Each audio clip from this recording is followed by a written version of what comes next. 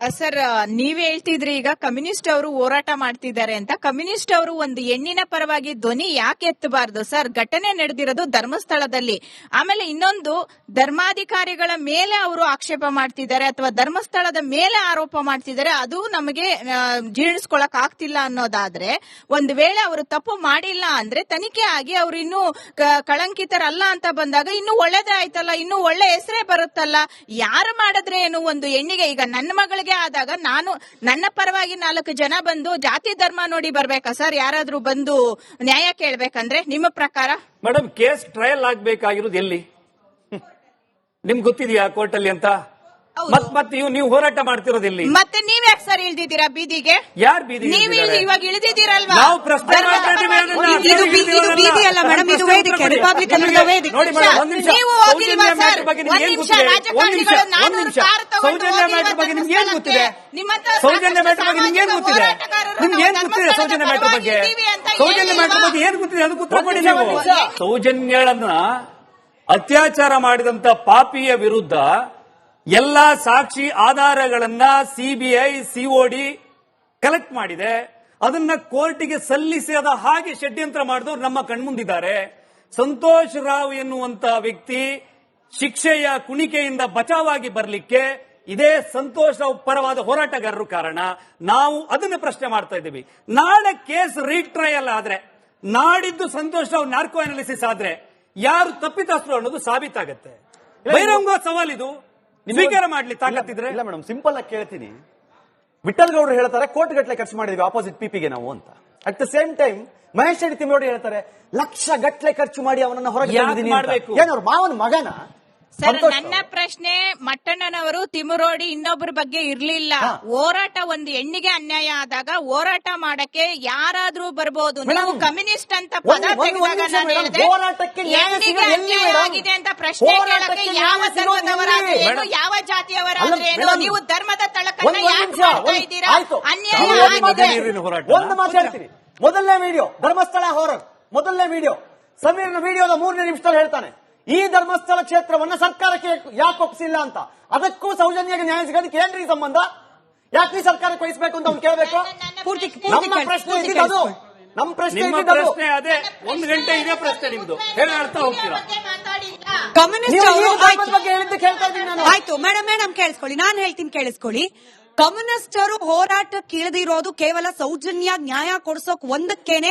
ಧರ್ಮಸ್ಥಳ ಕಳಂಕ ತರೋದಕ್ಕಲ್ಲ ಅಂತ ಹೇಳಿ ನಿಮಗೆ ನಂಬಿಕೆ ಇದೆಯಾ? ಇದೆ ಮೇಡಮ್. ಕಮ್ಯುನಿಸ್ಟರು ಫಾರ್ ಎಕ್ಸಾಂಪಲ್ ಇದೇ ವೇದಿಕೆಯಲ್ಲಿದ್ದ ಬಾಲನ್ ಅವರು ಹಾಗೆ ದ್ವಾರಕಾನಾಥ್ ಅವರು ಕಮ್ಯುನಿಸ್ಟರು ಈ ದೇವಸ್ಥಾನದ ಹುಂಡಿ, ಅದಕ್ಕೆ ಬರ್ತಾ ಇರುವ ಕೋಟ್ಯಾಂತರ ರೂಪಾಯಿ, ಅದು ನಮ್ಮ ಟಾರ್ಗೆಟ್ ಅಂದಾಗ ನಿಮಗೆ ಅಲ್ಲಿ ಹೆಣ್ಣಿನ ನ್ಯಾಯ ಕಾಣಿಸ್ತಾ, ಧರ್ಮಸ್ಥಳ ಹುಂಡಿಗೆ ಬೀಳ್ತಿದ್ದ ದುಡ್ಡು ಕಾಣಿಸ್ತಾ? ಮೇಡಮ್, ಈಗ ಇದಕ್ಕೆ ನೀವು ಉತ್ತರ ಕೊಡಿ. ನಾನ್ ಸಿಂಪಲ್ ಕೇಳಿದ್ದು, ನೀವು ಕಮ್ಯುನಿಸ್ಟರು ಬಂದು ಹೆಣ್ಣುಮಗಳ ಪರವಾಗಿ ಹೋರಾಟ ಮಾಡಿದ್ರೆ ಆಕ್ಷೇಪ ಏನು ಅಂತ ಕೇಳಿದ್ರಲ್ಲ. ಕಮ್ಯುನಿಸ್ಟರು ಬಂದು ದೇವಸ್ಥಾನದ ದುಡ್ಡು, ಆ ಹುಂಡಿನ ಬೇಳ್ತಿರುವ ದುಡ್ಡು ನಮ್ಮ ಟಾರ್ಗೆಟ್ ಅಂದಾಗ ಅಲ್ಲಿ ಹೆಣ್ಣಿನ ನ್ಯಾಯ, ಸೌಜನ್ಯ ನ್ಯಾಯ ನಿಮಗ್ ಕಾಣಿಸ್ತಾ? ನನಗೆ ಇದರಲ್ಲಿ ಸೌಜನ್ಯಗೆ ನ್ಯಾಯ ಕೊಡಿಸ್ತೀವಿ ಅಂತ ಬಂದಾಗ ನಾನು ಅವರ ಪರವಾಗಿದ್ದೀನಿ. ಉಂಡಿ ಕಾಸು ಅಂತ ಬಂದಾಗ ನಾನು ಅವರ ವಿರುದ್ಧವಾಗೇ ಇರ್ತೀನಿ. ಏನಂತ ಜಗಳ ಮಾಡ್ತೀರಾ ನೀವು? ಏನು ವಾದ ಮಾಡ್ತೀರಾ? ವಾದಿತ ಮಾಡ್ತೀರಾ ನೀವು? ಬಿಡಿ, ಬಿಟ್ಬಿಡಿ. ಇವಾಗ ಡಿಬೇಟ್ ಪ್ಲೀಸ್ ಸಮಾಧಾನ.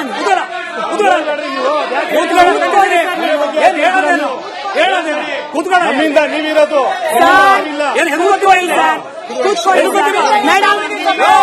ಮೇಡಮ್ ನಿಲ್ಲಿಸಿ, ಶುರು ಮಾಡೋಣ. ಎಷ್ಟೊತ್ತಾಯ್ತು? ಬಿಡ್ರಿ, ಸಾಕು ಸಾಕು ಸಾಕು ಸಾಕು ಸಾಕು, ಪ್ಲೀಸ್ ಸಾಕು ಸಾಕು, ನಿಲ್ಸಿ ಇರಿ ಪ್ಲೀಸ್ ಬಿಟ್ಬಿಡಿ. ಅವ್ರು ಉತ್ತರ ಕೊಡ್ತಾರೆ, ನೀವು ಉತ್ತರ ಕೇಳಿಸ್ಕೊಳ್ಳಿ ಸರ್. ಅಣ್ಣ ನೋಡಿ, ನೀವು ಆಲ್ರೆಡಿ ಮೊಬೈಲ್ ನಿಮ್ಗೆ 2 ಸತಿ ಡಿಸ್ಟರ್ಬ್ ಮಾಡಿದೀರಾ, ಮತ್ತೆ ಮಾಡ್ಬೇಡಿ ಸರ್. ಕೇಳಿಸ್ಕೊಳ್ರಿ. ಮೇಡಮ್ ನೋಡಿ, ನಾನು ಹೇಳ್ತೇನೆ, ಸೌಜನ್ಯ ಹೋರಾಟಕ್ಕೆ ಲೆಫ್ಟಿಸ್ಟ್ಗಳ ಹೋರಾಟ ಅಂತ ಹೇಳ್ತಾರಲ್ವಾ, ವಂಶಿ, ಸುಚೇತ, ಸೌಮ್ಯ ಭಟ್, ನಂದಿತಾ, ರತ್ನ ಕೊಟ್ಟಾರಿ, ಅಕ್ಷತಾ ದೇವಡಿಗ ಅವರೆಲ್ಲ ಅತ್ಯಾಚಾರಕ್ಕೆ ಈಡಾಗಿ ಸತ್ತಾಗ ಇವರೆಲ್ಲ ಸತ್ತಿದ್ರ? ಇಲ್ಲಿ ಅಲ್ಲೆಲ್ಲ ಧರ್ಮಸ್ಥಳ ಇರಲಿಲ್ಲ, ಇಲ್ಲಿ ಧರ್ಮಸ್ಥಳ ಇದೆ ಸೌಜನ್ಯ ಸತ್ತಲ್ಲಿ ಅಂತ ಹೇಳಿ ಬಂದಿದ್ದಾರೆ ಇವರು. ಇವ್ರದ್ದು ಯಾವ ಹೋರಾಟ ಇರುವುದು?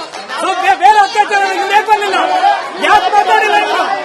ಕೀರ್ತಿ ಅವರೇ, ಎಐ ವಿಡಿಯೋದಿಂದ ಸಮಾಜದಲ್ಲಿ ಒಂದು ಕ್ಲಿಯರ್ ಆದ ಡಿವಿಷನ್ ಕ್ರಿಯೇಟ್ ಮಾಡಬೇಕಾಗಿತ್ತು, ಡಿಲ್ಯೂಷನ್ ಕ್ರಿಯೇಟ್ ಮಾಡಬೇಕಾಗಿತ್ತು. ಇದನ್ನ ಹೊರತುಪಡಿಸಿ ಸೌಜನ್ಯ ನ್ಯಾಯ ಕೊಡಿಸ್ಲಿಕ್ಕೆ ಎಐ ವಿಡಿಯೋ ಹೇಗ್ ಸಾಧ್ಯ? ಎಐ ವಿಡಿಯೋ ಯಾವುದೇ ಕಾರಣಕ್ಕೂ ಸಾಧ್ಯ ಇಲ್ಲ. ಈಗ ನೋಡಿ, ಇವತ್ತು ಸ್ಟೇಷನ್ ಕರೆದು ಕೂರಿಸ್ಕೊಂಡು ವಿಚಾರಣೆ ಮಾಡಬೇಕಾದ್ರೆ ಸ್ಟ್ರೈಟ್ ಅವೇ ಹೇಳ್ತಾರೆ, ನಾನು ಅದರಲ್ಲಿ ಕ್ಲಿಯರ್ಲಿ ಮೆನ್ಷನ್ ಮಾಡಿದ್ದೆ, ಇದು ಯಾವುದೇ ಡಾಕ್ಯುಮೆಂಟ್ಸ್ ಇಟ್ಕೊಂಡು ನಾನು ಮಾಡಿರೋದಲ್ಲ, ಇದೊಂದು ಕಾಲ್ಪನಿಕ ಅನ್ನೋ ಅರ್ಥದಲ್ಲಿ ನಾನು ಹೇಳಿದ್ದೆ. ಜನ ನಂಬಿದ್ರು, ನಾನೇನ್ ಮಾಡ್ಲಿ ಅನ್ನುವ ಪ್ರಶ್ನೆ ಬರ್ತಾ ಇದೆ ಇವತ್ತು. ನಾವು ಅವತ್ತು ಅದನ್ನೇ ಹೇಳಿದ್ದು, ದಯವಿಟ್ಟು ಇಲ್ಯೂಷನ್ಗೆ ಡಿಲ್ಯೂಷನ್ಗೆ ಒಳಗಾಗಬೇಡಿ. ಈ ಒಂದು ಎ ವಿಡಿಯೋದಿಂದ ಯಾರಿಗೂ ನ್ಯಾಯ ಸಿಗೋದಿಲ್ಲ, ಅದನ್ನ ತಲೆಯಲ್ಲಿ ಇಟ್ಕೊಳ್ಳಿ. ಫಸ್ಟ್ ನಿಜವಾಗ್ಲೂ ನ್ಯಾಯ ಕೊಡಿಸೋ ಉದ್ದೇಶ ಇದ್ರೆ ಯಾರಾದ್ರೂ ಸಹಿತ ನ್ಯಾಯಾಲಯದಲ್ಲೇ ನ್ಯಾಯ ತಗೋಬೇಕಷ್ಟೇ, ಬಿಟ್ರೆ ಎ ವಿಡಿಯೋ ಮಾಡೋದ್ರಿಂದ ಖಂಡಿತ ನ್ಯಾಯ ಸಿಗಲ್ಲ ಅಂತ ನಾವು ಬಿಡಿಸಿ ಬಿಡಿಸಿ ಹೇಳೋ ಪ್ರಯತ್ನ ಮಾಡಿದ್ವಿ. ಅಂಡ್ ಇದೊಂದು ಷಡ್ಯಂತ್ರ, ಇದ್ರಲ್ಲಿ ಒಂದು ಪ್ಲಾನ್ ಇದೆ. ಅವ್ರದ್ದು ಎಲ್ಲಾ ತರದ ಬೇರೆ ಬೇರೆ ಪ್ಲಾನ್ ಗಳನ್ನ ಸ್ಟೆಪ್ ಬೈ ಸ್ಟೆಪ್ ಮಾಡ್ಕೊಂಡು ಬಂದು ಯಾವ್ದು ವರ್ಕ್ ಆಗಿಲ್ಲ ಅಂತ ಗೊತ್ತಾದ್ಮೇಲೆ ಯಾರೋ ಒಬ್ಬ ದೆವ್ವದ ಸ್ಟೋರಿಯನ್ನ ಎ ವಿಡಿಯೋ ಮಾಡ್ಕೊಂಡು ಮಾಡ್ತಿದ್ದಾನೆ ಅಂತ ಗೊತ್ತಾದಾಗ, ಅವ್ನ ನೆರೇಷನ್ ಚೆನ್ನಾಗಿದೆ ಅಂತಾದಾಗ ಅವನ್ನ ಹುಡುಕಿ ಹ್ಯಾಂಡ್ ಪಿಕ್ ಮಾಡಿ ಎತ್ಕೊಂಡ್ ಬಂದ್ರು. ಅವ್ರಿಗೊಂದು ಸ್ಕ್ರಿಪ್ಟ್ ಕೊಟ್ರು, ಆ ಸ್ಕ್ರಿಪ್ಟ್ ಅನ್ನ ಅದ್ಭುತವಾಗಿ ಎ ಮಾಡಿ ಜನರೆದುರುಗಡೆ ಇಟ್ರು. ಜನ ನಂಬದ್ರಿ. ಇವತ್ತು ಇವರೆಲ್ಲ ಕಿರ್ಚಾಡ್ತಿದಾರಲ್ಲ, ಆ ಎ ವಿಡಿಯೋ ಮಾಡೋ ಇಂಪ್ಯಾಕ್ಟ್ ಅಷ್ಟೇ ಅದು. ನೀವು ವಿಡಿಯೋ ಮಾಡಿದ್ರಿ, ಯಾರು ಸಹಿತ ನೀವು ವಿಡಿಯೋ ಮಾಡಿದ್ರಿ, ವಸಂತಗಳು ಯಾರು ವಿಡಿಯೋ ಮಾಡಿದ್ರು, ನೀವು ಅತ್ಯಾಚಾರಿಗಳ ಪರವಾಗಿ ಮಾಡಿದ್ರ ವಿಡಿಯೋ. ನಾಳೆ ನಿಮ್ಮನ್ನ ಪ್ರಶ್ನೆ ಕೇಳ್ತಾರೆ. ಒಂದ್ ನಿಮಿಷ, ಯಾರು ಅತ್ಯಾಚಾರಿಗಳು? ಅತ್ಯಾಚಾರಿಗಳು ಯಾರು? ಅತ್ಯಾಚಾರಿಗಳು ಯಾರು? ಅತ್ಯಾಚಾರಿಗಳು ಅಂತ ಇವ್ರು ಕರೀತಾರದ್ ಯಾರನ್ನ ಹೇಳಕ್ ಹೇಳಿ ನೋಡಿ, ಮೈಕ್ ಕೊಡಿ, ಯಾರಿಗಾದ್ರೂ ಕೊಡಿ. ಯಾರ ಮೇಲೆ? ಆಯ್ತು, ಧರ್ಮಸ್ಥಳದ ಕುಟುಂಬಕ್ಕೂ ಸೌಜನ್ಯ ಕೇಸ್ ಏನ್ ಸಂಬಂಧ?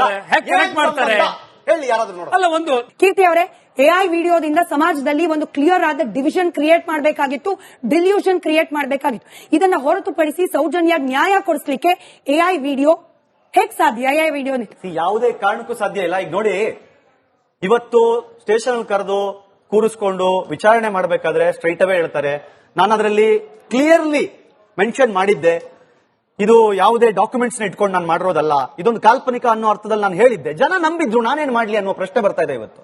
ನಾವು ಅವತ್ತು ಅದನ್ನೇ ಹೇಳಿದ್ದು, ದಯವಿಟ್ಟು ಇಲ್ಯೂಷನ್ಗೆ ಡಿಲ್ಯೂಷನ್ಗೆ ಒಳಗಾಗಬೇಡಿ. ಈ ಒಂದು ಎ ವಿಡಿಯೋದಿಂದ ಯಾರಿಗೂ ನ್ಯಾಯ ಸಿಗೋದಿಲ್ಲ, ಅದನ್ನ ತಲೆಯಲ್ಲಿ ಇಟ್ಕೊಳ್ಳಿ. ಫಸ್ಟ್ ನಿಜವಾಗ್ಲೂ ನ್ಯಾಯ ಕೊಡಿಸೋ ಉದ್ದೇಶ ಇದ್ರೆ ಯಾರಾದ್ರೂ ಸಹಿತ ನ್ಯಾಯಾಲಯದಲ್ಲೇ ನ್ಯಾಯ ತಗೋಬೇಕಷ್ಟೇ, ಬಿಟ್ರೆ ಎ ವಿಡಿಯೋ ಮಾಡೋದ್ರಿಂದ ಖಂಡಿತ ನ್ಯಾಯ ಸಿಗಲ್ಲ ಅಂತ ನಾವು ಬಿಡಿಸಿ ಬಿಡಿಸಿ ಹೇಳೋ ಪ್ರಯತ್ನ ಮಾಡಿದ್ವಿ. ಅಂಡ್ ಇದೊಂದು ಷಡ್ಯಂತ್ರ, ಇದ್ರಲ್ಲಿ ಒಂದು ಪ್ಲಾನ್ ಇದೆ. ಅವ್ರದ್ದು ಎಲ್ಲಾ ತರದ ಬೇರೆ ಬೇರೆ ಪ್ಲಾನ್ ಗಳನ್ನ ಸ್ಟೆಪ್ ಬೈ ಸ್ಟೆಪ್ ಮಾಡ್ಕೊಂಡು ಬಂದು ಯಾವ್ದು ವರ್ಕ್ ಆಗಿಲ್ಲ ಅಂತ ಗೊತ್ತಾದ್ಮೇಲೆ ಯಾರೋ ಒಬ್ಬ ದೆವ್ವದ ಸ್ಟೋರಿಯನ್ನ ಎ ವಿಡಿಯೋ ಮಾಡ್ಕೊಂಡು ಮಾಡ್ತಿದ್ದಾನೆ ಅಂತ ಗೊತ್ತಾದಾಗ, ಅವ್ನ ನೆರೇಷನ್ ಚೆನ್ನಾಗಿದೆ ಅಂತಾದಾಗ ಅವನ್ನ ಹುಡುಕಿ ಹ್ಯಾಂಡ್ ಪಿಕ್ ಮಾಡಿ ಎತ್ಕೊಂಡ್ ಬಂದ್ರು. ಅವ್ರಿಗೊಂದು ಸ್ಕ್ರಿಪ್ಟ್ ಕೊಟ್ರು, ಆ ಸ್ಕ್ರಿಪ್ಟ್ ಅನ್ನ ಅದ್ಭುತವಾಗಿ ಎ ಮಾಡಿ ಜನರೆದುರುಗಡೆ ಇಟ್ರು. ಜನ ನಂಬದ್ರಿ. ಇವತ್ತು ಇವರೆಲ್ಲ ಕಿರ್ಚಾಡ್ತಿದಾರಲ್ಲ, ಆ ಎ ವಿಡಿಯೋ ಮಾಡೋ ಇಂಪ್ಯಾಕ್ಟ್ ಅಷ್ಟೇ ಅದು. ನೀವು ವಿಡಿಯೋ ಮಾಡಿದ್ರಿ, ಯಾರು ಸಹಿತ ನೀವು ವಿಡಿಯೋ ಮಾಡಿದ್ರಿ, ವಸಂತಗಳು ಯಾರು ವಿಡಿಯೋ ಮಾಡಿದ್ರು, ನೀವು ಅತ್ಯಾಚಾರಿಗಳ ಪರವಾಗಿ ಮಾಡಿದ್ರ ವಿಡಿಯೋ. ನಾಳೆ ನಿಮ್ಮನ್ನ ಪ್ರಶ್ನೆ ಕೇಳ್ತಾರೆ. ಒಂದ್ ನಿಮಿಷ, ಯಾರು ಅತ್ಯಾಚಾರಿಗಳು? ಅತ್ಯಾಚಾರಿಗಳು ಯಾರು? ಅತ್ಯಾಚಾರಿಗಳು ಯಾರು? ಅತ್ಯಾಚಾರಿಗಳು ಅಂತ ಇವ್ರು ಕರೀತಾರದ್ ಯಾರನ್ನ ಹೇಳಕ್ ಹೇಳಿ ನೋಡಿ, ಮೈಕ್ ಕೊಡಿ, ಯಾರಿಗಾದ್ರೂ ಕೊಡಿ. ಯಾರ ಮೇಲೆ? ಆಯ್ತು, ಧರ್ಮಸ್ಥಳದ ಕುಟುಂಬಕ್ಕೂ ಸೌಜನ್ಯ ಕೇಸ್ ಏನ್ ಸಂಬಂಧ? ಹೇಳಿ ಯಾರಾದ್ರೂ ನೋಡ. ಅಲ್ಲ, ಒಂದು